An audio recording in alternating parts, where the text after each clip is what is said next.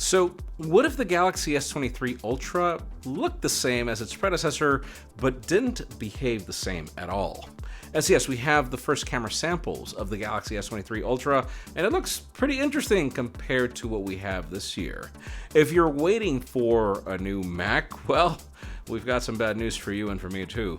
And if you've been following the soap opera over what happens on the Twitter feeds right now, trust me, it gets worse. I'm Jaime Rivera, and I'm just hoping Twitter does not end up being the TMZ of social networks. That's Facebook. This is Pocketnow Daily.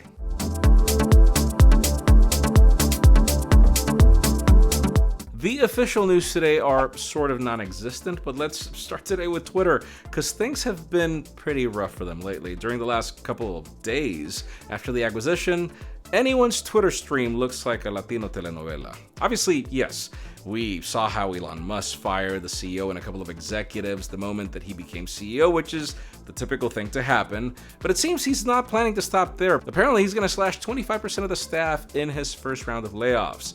Though I know I've read other sources that claim more. The report also mentions that the first round will impact almost every department, but it will specifically impact sales, product, engineering, legal, and trust and safety in the coming days.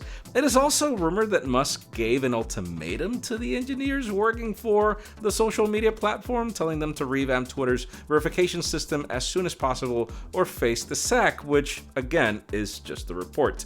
Listen, The Verge also shared another one, which claims that Musk wants to introduce a pay-for-play verification system in which companies verify users for $20 a month.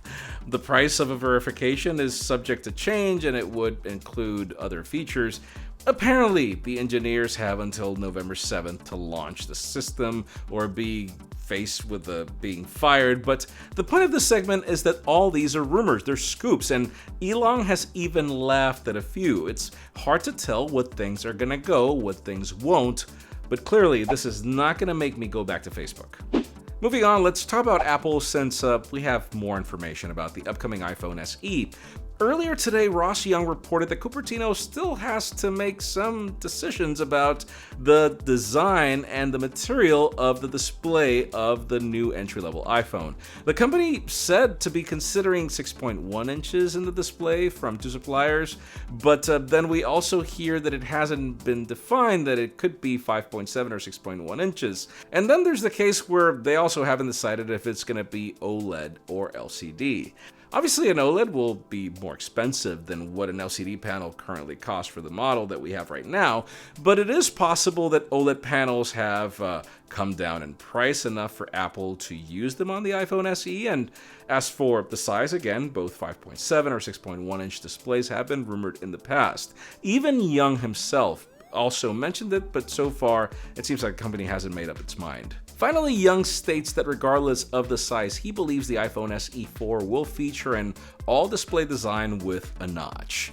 I'm honestly hoping that they go for the smaller display, because that's how the iPhone SE should have always been. That's what made it popular at the beginning, but let us know what you would want in the comments.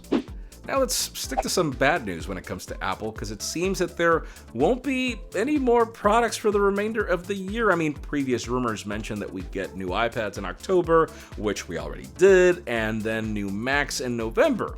Sadly, it seems my predictions were right. According to a new report from Mark Gurman, Cupertino has decided to wait until next year to announce the new Macs, and this includes the MacBook Pros that were rumored to launch right now with the M2 Pro and Ultra chips. Gurman said that he was told that the company is aiming to introduce the upgraded versions of the 14 and 16-inch MacBook Pros during the first quarter of 2023.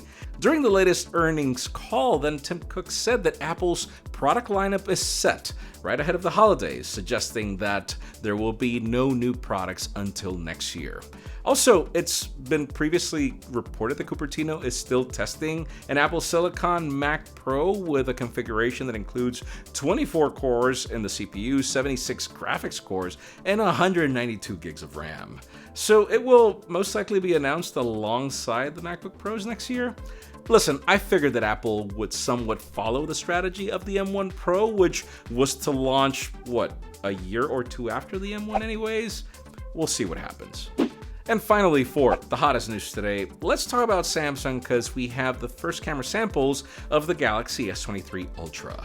We're still about, 2 months away from the possible launch if we look at things historically from last year, so work on the phone might already be set, if not pretty advanced. The report has it that this upcoming Ultra will be Samsung's first phone with a 200 megapixel sensor developed by Sammy itself. What's interesting though is that it doesn't seem that it is the ISO sensor that we've seen before. Instead, this will be a completely new design that will apparently support a 50 megapixel mode, though it seems that mode is still under development.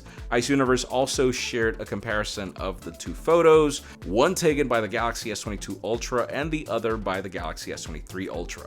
On this comparison, we can appreciate how the new phones produce a much sharper image with a ton of detail, though if we're fair, it's not like if the other one lagged behind. Moving on from the main camera, the upcoming Galaxy S23 Ultra will stick to the same telephoto camera, but with improved image processing, which we're most likely expecting from the new chip, which is also, again, expected to deliver better image quality regardless. But anyways, in today's question, let us know, how much would this camera upgrade matter to you? Because seriously, assuming the Galaxy S23 Ultra will remain with the same design, would you upgrade for that camera alone? Because in my case, it depends. It would have to be seriously amazing in comparison, and that is a tough act to follow when you compare it to the previous phone. But that's just me. Leave us a comment down below. We'd love to know your opinion. Friends, again, if you want to get the news earlier, follow us on Pocketnow.com and subscribe to our channel for more videos like this one. You can also follow us on social medias. Our extended coverage happens on Instagram, and follow me on my personal handles to see me be concerned over an asset that I really don't care about either. Please give this video a thumbs up if you like what you saw. I'm Jaime Rivera. Thanks so much for watching. We'll see you tomorrow.